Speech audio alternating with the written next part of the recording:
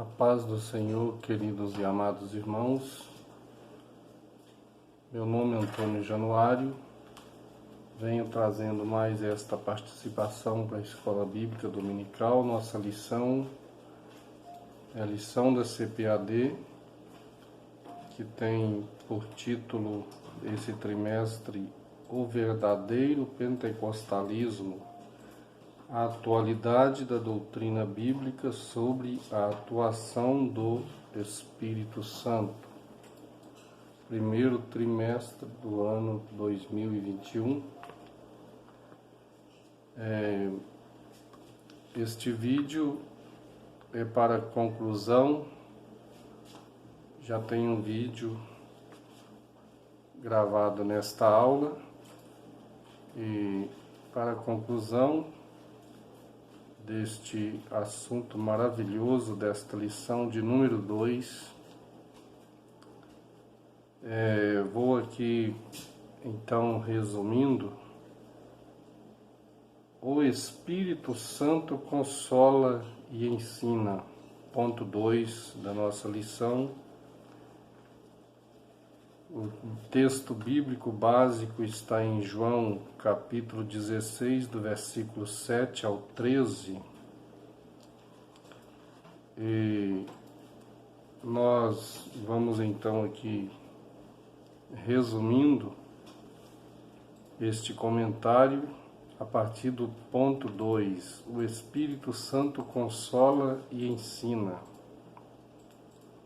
Aqui está os itens: o Consolador, o Ensinador, o Ajudador.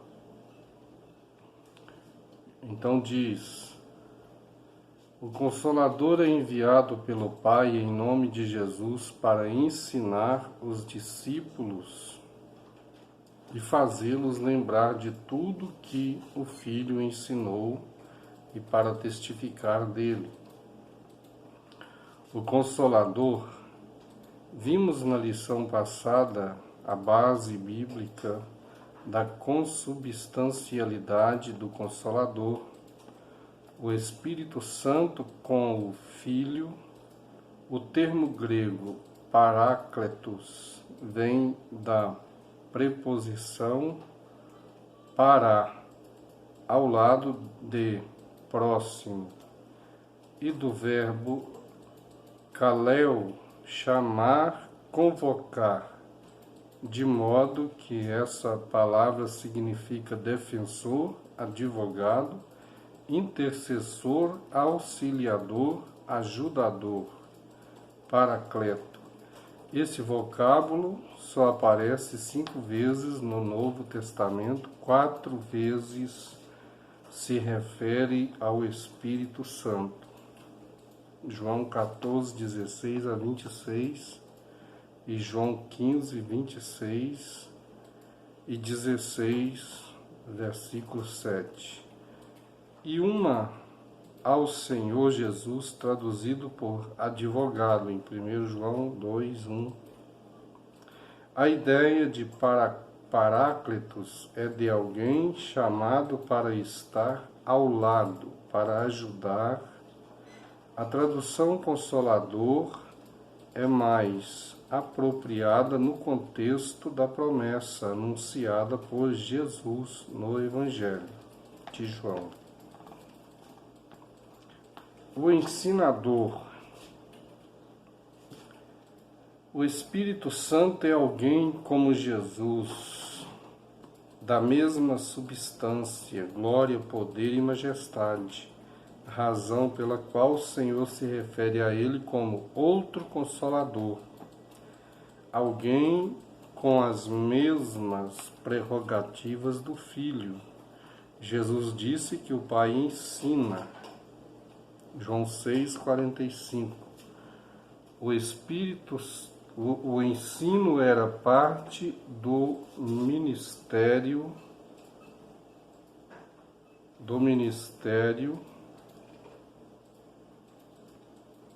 de Jesus, de modo que essa tarefa é parte também da atuação do Espírito Santo. Mas aquele Consolador, o Espírito Santo que o Pai enviará em meu nome, vos ensinará todas as coisas e vos fará lembrar de tudo quanto vos tenho dito. Então vemos aqui como é importante meditar nesta atuação do Espírito. Vemos que em tudo ele é semelhante a Jesus. O Espírito nos ensina a compreender as Escrituras para a evangelização. 1 Coríntios 2:13. Terceiro item, o ajudador. A versão revisada de Almeida traduz Paráclitos por ajudador. De fato, o Espírito nos ajuda na vida diária. Ele imprime em nós o caráter de Cristo e nos conduzirá até ao final da nossa jornada. E ele nos ajuda em nossa fraqueza. Romanos capítulo 8, 26. Jesus disse que o ajudador vos fará lembrar de tudo quanto vos tenho dito. Ninguém vai lembrar de algo que não viu, ouviu, leu ou aprendeu. Antes, lembrança é algo que vem da memória, que já está nela. Essa ajuda do Espírito não nos desobriga de estudar a Bíblia. É bom ressaltar essa verdade, porque ainda há os que defendem a ideia que não é preciso estudar nem se preparar para fazer a obra de Deus. Então vemos aqui assuntos interessantes para nós, que nos chama a atenção. Então este texto aqui que fala que ele, o ensinador, aqui me chama a atenção. O Espírito Santo é alguém como Jesus, da mesma substância, glória, poder e majestade, razão pela qual o Senhor se refere a ele como outro Consolador. No ato batismal de Jesus, nós sabemos que nos informa as Escrituras, está em Mateus capítulo 3, está nos informando sobre João Batista, que trazia sobre si um cinto de couro e se trajava de vestes feita com pelos de camelo, e alimentava-se de mel silvestre. E chega então o tempo de João Batista começar seu ministério de pregação da palavra, convidando o povo ao arrependimento, porque era chegado a ira,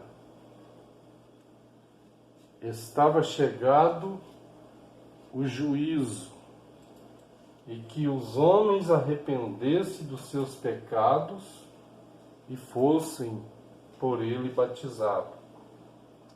Mas em meio a essa multidão vai também Jesus para ser batizado por João. E nesse momento em que João quer refutar a ideia de batizar Jesus, porque ele entende que Jesus é santo, é Deus, é o Filho de Deus. E nesse momento, quando ele pretende se humilhar, tendo uma visão de que se ele batizasse Jesus, era uma forma de superioridade acontecendo. Mas Jesus deixa que João o batiza e ainda lhe diz, para que se cumpra toda a justiça. Nós começamos a falar sobre este assunto no que diz respeito ao que Paulo ensinava sobre a lei. A lei veio para ensinar a nação de Israel, e se a nação de Israel tivesse obedecido toda a lei, todas as nações seriam bem-aventuradas, porque a lei de Deus, segundo diz o apóstolo Paulo, ela era pura, santa e boa. Porém, a lei veio a se enfermar por causa da carne. E algumas causas nós vemos quando se tratava do divórcio, perguntaram a Jesus por que deu Moisés carta de divórcio. Aí, porque parecia aos olhos do povo hebreu que Deus havia mudado de atitude, por quê? Porque autorizou Moisés permitir carta de divórcio ao povo. Porque o povo se separava em seus casamentos quando, por qualquer coisa estranha, era motivo de deixar a esposa deixava seu marido, por qualquer coisa. E então Jesus responde para aqueles que lhe falaram sobre Moisés e o divórcio. Moisés vos permitiu carta de divórcio por causa da dureza dos vossos corações. Então, isto é, se teve que dar fim em certos pontos da lei para que um mal maior não acontecesse com as pessoas em prol do descumprimento da lei, então não tinha condições daquela lei ter como continuação. Então teve que dar fim, teve que parar, porque a lei começou a ter confronto com a carne. Mas a lei era pura, santa e boa, porque tinha a justiça divina naquela lei. Mas visto que os homens tiveram dificuldades com a lei, não cumprindo a lei, Deus teria então que promover outros meios que servisse de recurso para que o pecado de Israel e o pecado de todo mundo tivesse uma maneira de ser resolvido.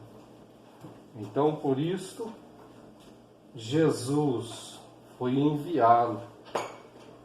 No programa divino, é certo que Deus não foi pego de surpresa por dar a sua lei e o povo de Israel não conseguir cumpri-la.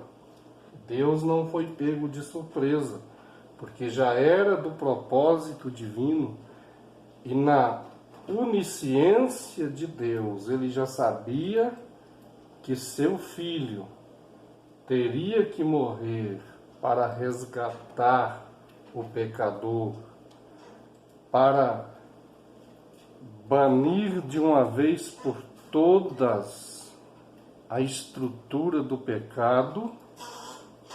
Então Paulo, quando fala disto, apresenta Jesus, porque o Espírito de vida de Cristo Jesus me livrou da lei, do pecado e da morte. Romanos capítulo 8, vem trazendo este esclarecimento. Então é observado que a justiça divina estava neste corpo de carne. Jesus foi aprovado entre os homens. Ele nasceu, cresceu e desde a sua meninice nenhum mal foi achado nele, né? Então as Escrituras testificam com veemência de que a vida de Jesus, em todos os parâmetros, serviu como testemunha de que andou, viveu em sinceridade, tanto para com Deus e com os homens. Um certo dia, Jesus testifica de si mesmo quando ele está debatendo com os fariseus. Então ele coloca sua vida em pauta e diz que o diabo nada tinha na sua vida, né? Porque nenhum mal ele havia cometido, ele não praticava pecados. Então Jesus está aqui para ser batizado por João, e de repente João olha e vê que o Espírito Santo desce na forma corpórea como que de uma pomba. Outro importante fator que nos passa aqui uma grande mensagem. Por que o Espírito Santo tem que usar a forma corpórea de uma pomba? Nós vemos lá em Gênesis que quando Noé estava preocupado se deveria ou não sair da arca, ou se demoraria tempo ainda para ele sair da arca com seus filhos, então ele começou a soltar aves. Soltou um corvo, o corvo foi e ficou, porque tinha carniça humana na terra, tanto carniça de animais como carnes humanas, e por lá o corvo ficou.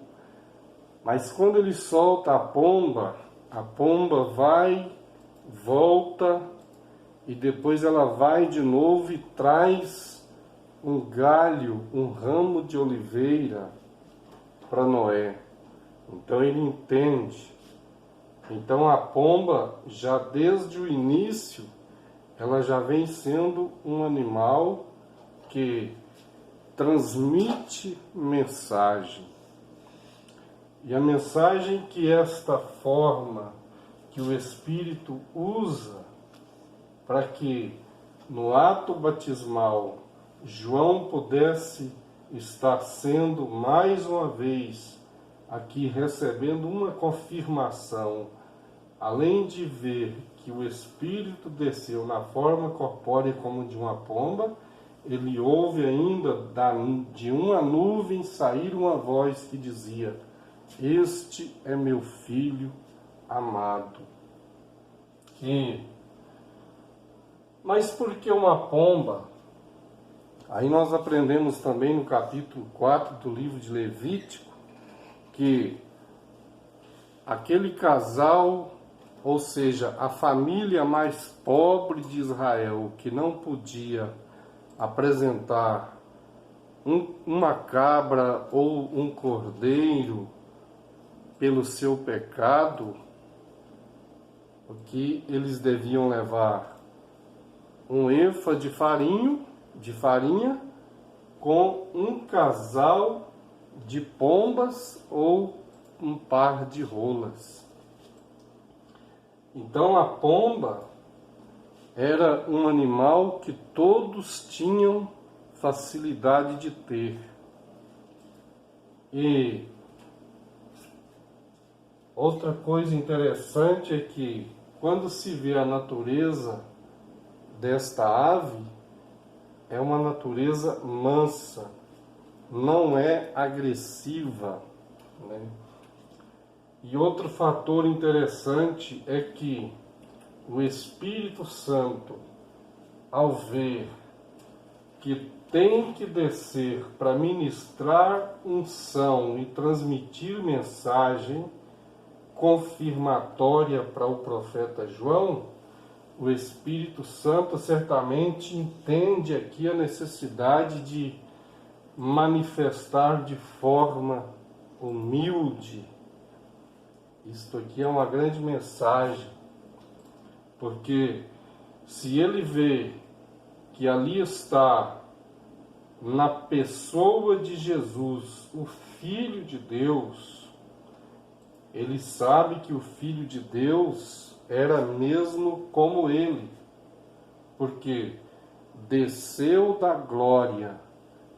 O Paulo, quando fala dessa transição que aconteceu, Paulo diz que ele esvaziou-se de toda a sua glória, ele esvaziou-se a si mesmo e assumiu a forma de servo. Então o Espírito Santo acha a melhor forma de se manifestar para estar ministrando aqui no corpo físico de Jesus no ato do batismo. Porque ele podia pensar em ser manifestado para a visão de João, pode ser que para aparecer melhor um outro animal, uma outra ave, uma ave com mais poder, com mais firmeza, mas ele prefere se manifestar como pomba, porque Jesus aqui estava para ser batizado, para começar um ministério de servo, a serviço do próximo. A redenção é serviço, a redenção é servir. Ele é o parente mais chegado que veio para remissão da raça humana. Então nós aprendemos isto aqui com o Espírito Santo. Uma outra coisa interessante é que quando Isaías vem falar do Espírito Santo, fala de 7 procedimentos do seu trabalho pela unção do Espírito.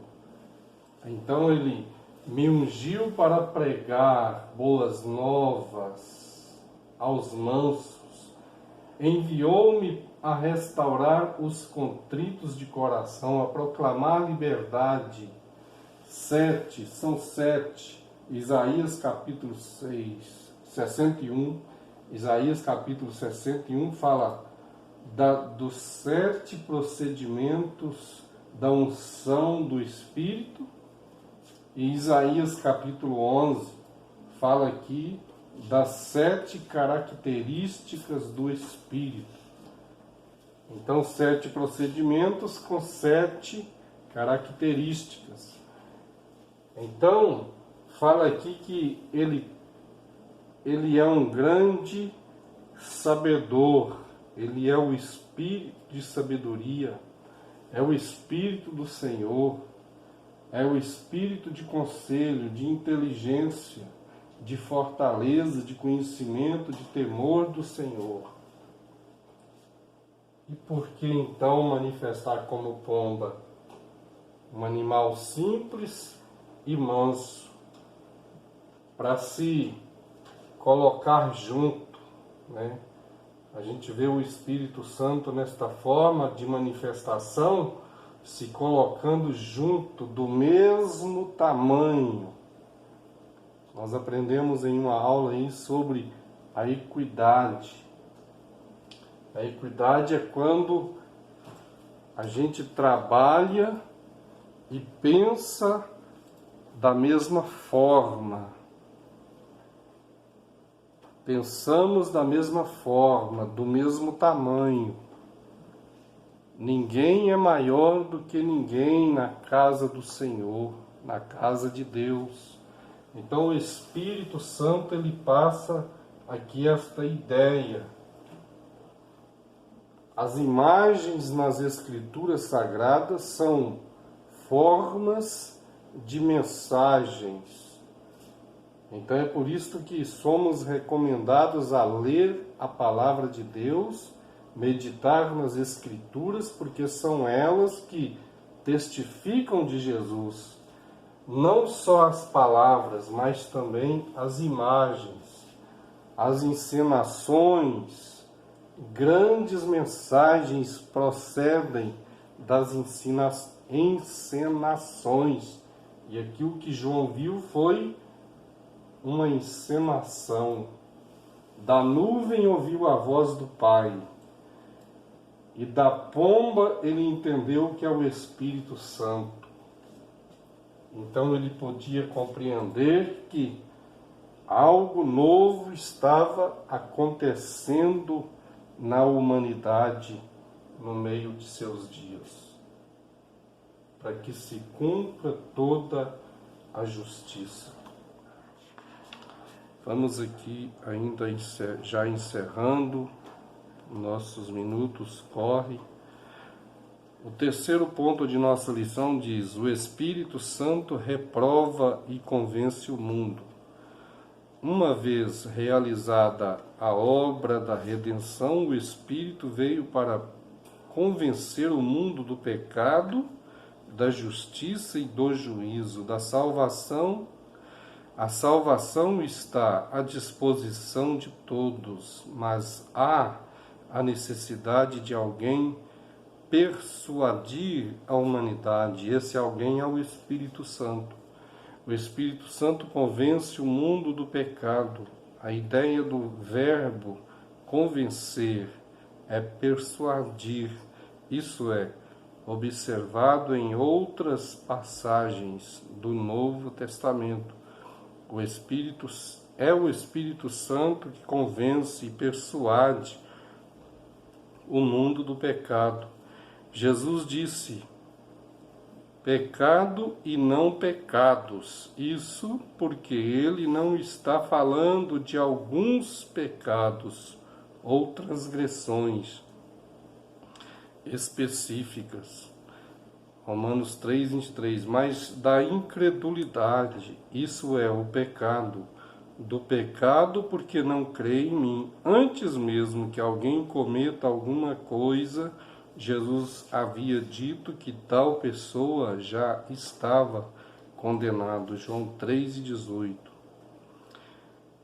E é o Espírito que torna as pessoas conscientes do seu estado de miséria espiritual e as leva a reconhecerem o Senhor Jesus Cristo como Salvador. 2. O Espírito Santo convence o mundo da justiça. A justiça que o Espírito Santo convence o mundo é a justiça impecável de Cristo. Isto que nós terminamos de falar em João 8:46. Isso porque Jesus morreu e ressuscitou dentre os mortos, e está à destra de Deus intercedendo por nós. Ele voltou para o Pai, e o mundo não o vê, mas o Consolador continua persuadindo as pessoas da justiça de Cristo. É por meio do Espírito que todos nós chegamos à convicção de que necessitamos da salvação. O Consolador nos leva a Jesus, o nosso advogado. Temos um advogado para com o Pai, Jesus Cristo justo. Então, tanto o Espírito Santo age como advogado, porque ele está a serviço da igreja, capacitando a igreja, dando autoridade à igreja, autoridade no nome de Jesus. O que valida esta autoridade no nome de Jesus é o Espírito Santo, né? Por meio da palavra de Deus. O Espírito Santo convence o mundo do juízo. Jesus disse, ainda e do juízo, porque já o príncipe deste mundo está julgado. O príncipe deste mundo é uma referência a Satanás, derrotado com a vitória de Cristo no Calvário. O Espírito Santo convence o mundo do juízo, ou seja, trata-se de julgamento. Que julgamento? Nossos pecados foram julgados em Cristo na cruz, e Satanás perdeu as multidões do mundo que vieram a Jesus pela ação do Espírito Santo. Mas esse julgamento de Satanás, que já começou e será concluído na consumação dos séculos. O diabo ainda luta numa batalha que já foi perdida. Esse juízo é uma referência ao julgamento de nossos pecados na cruz do Calvário e, ao mesmo tempo, o julgamento de Satanás, que já foi vencido por Jesus, da sua morte e ressurreição. Então vemos aí que tanto Jesus venceu por nós, como também ele derrotou Satanás, quando seu sangue vertia no madeiro. O Isaías, profeta, disse que ele levou sobre si as nossas iniquidades. O castigo que nos traz a paz estava sobre ele. E aí, quando Paulo fala desse problema do Filho se tornar carne, e como também o apóstolo João disse que ele era o verbo, a palavra da vida, e nós vemos a sua glória como a glória do unigênito do Pai, cheio de graça e de verdade, isto é, seu corpo físico que cresceu em Nazaré, sem mancha, sem pecado, cumprindo toda a lei. Ele cumpriu a lei, ele cumpriu cada ponto da lei para tornar-se ele digno de ser justo diante do Pai. Ele já era justo, só que como foi adentrado em meio à humanidade, ele recebeu um corpo de carne. E este corpo de carne foi tentado por 40 dias no deserto por Satanás. Mas ali ele venceu, e no decorrer de 3 anos e meio foi afrontado, rejeitado. Toda a sua vida, desde a sua meninice, desde já no ventre de Maria, ele é o presente de Deus dado à humanidade. Quando se estuda sobre esse momento em que ele é gerado no ventre de Maria e que ela o tem em seus braços, quando se vê estudos bíblicos que falam acampamento de Israel no deserto. Os animais que morriam ali para que fosse servido de seus couros para fazer o tabernáculo. Concluindo, tudo aquilo, todos aqueles animais que foram ali sacrificados para fazer as paredes do tabernáculo, apontava para esse momento, para todos os 33 anos de vida de Jesus. Cada dia de vida, cada momento era um momento de presença de Deus, Deus nos dando o seu Filho. Que Deus em Cristo Jesus continue abençoando a sua vida, continue meditando na palavra de Deus, estudando na escola bíblica dominical este trimestre que fala do Espírito Santo. Então o Espírito Santo é Deus. O Espírito Santo, nas suas diversidades de manifestações, ele é Deus e está com a igreja, está com você, com sua família, e quer que nós